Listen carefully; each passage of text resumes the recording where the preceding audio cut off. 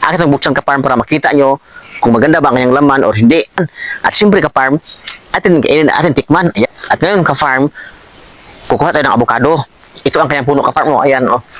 Ito. Tapos nandun ang kanyang bunga sa taas, mga ka-farm. So, o, yan ang bunga ng avocado ka-farm. O, ayan, o. O, ayun.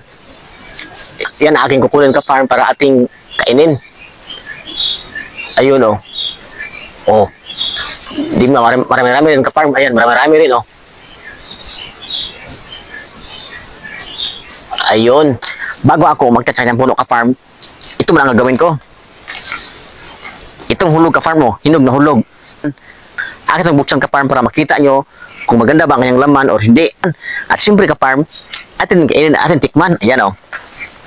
Naunahan tayo ng daga, mga ka-farm. Ayan. Daga ang unang kumain ito. So, ito na ka-farm.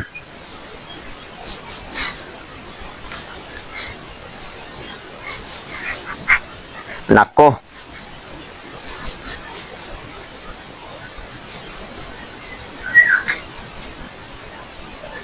Sira ka-farm. Sira ang kanyang laman kasi hulog eh. Hulog at kanya ng daga.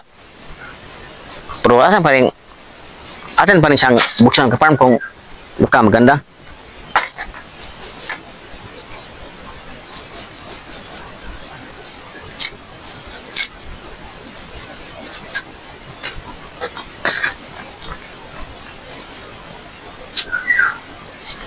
Sira ang farm, sira nga. Ayan, oh, sira nga siya. So, kukuha tayo ng hindi hulog ka farm, kukuha tayo ng hindi hulog doon.